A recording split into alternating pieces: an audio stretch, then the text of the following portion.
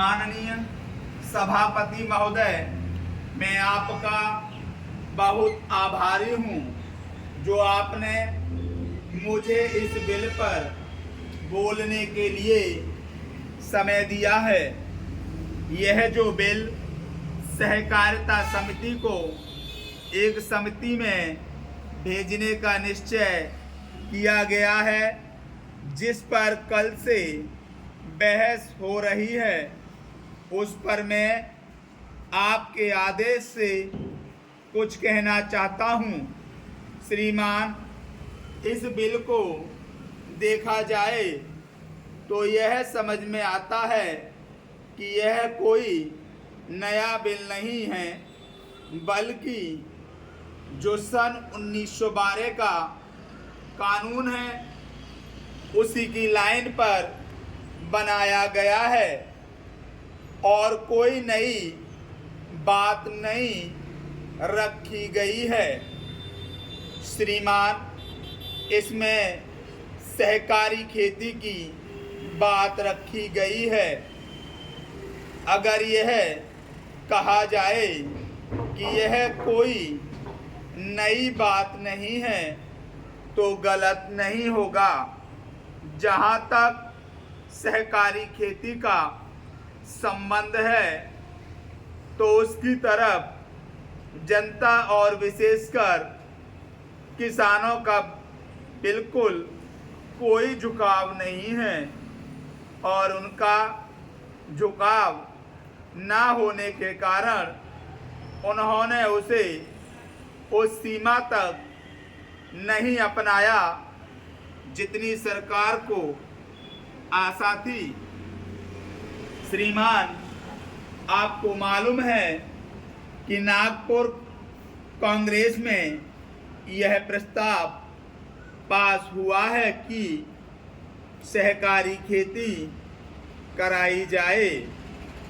पूरे देश में इस समय इसका जोर चल रहा है और इसको लाने के लिए ना मालूम इसके कितने रुपए रखे गए हैं। यह कहा गया है कि इसके अंदर कोई जोर नहीं है।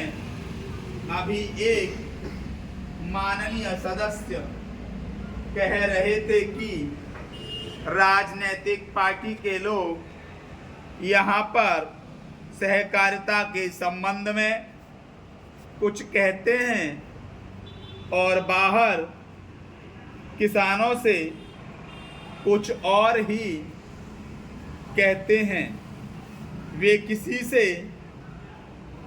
यह भी कहते हैं कि तुम्हारी जमीन छिन जाएगी।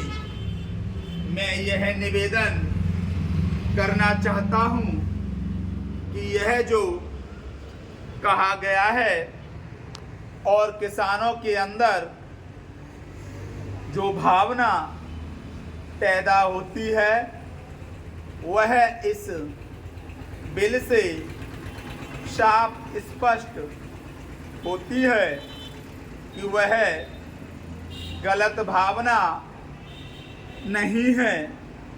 मैं यह जानता हूँ कि जब किसान पार्टी का जोर बढ़ा और किसानों की आवाज़ ऊंची हुई तो सरकार ने और हमारे नेताओं ने यह कहना शुरू कर दिया कि हम सहकारी खेती को किसानों के ऊपर लादना नहीं चाहते, बल्कि यह तो किसानों की इच्छा पर है।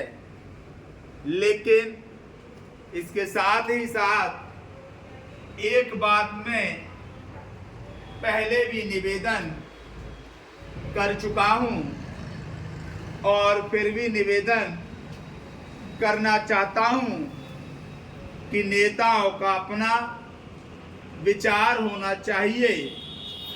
किसी सभा में जब यह कहा गया कि यह जो सहकारी खेती शुरू की गई है, यह तो अंत में सामूहिक खेती की तरफ ले जाएगी।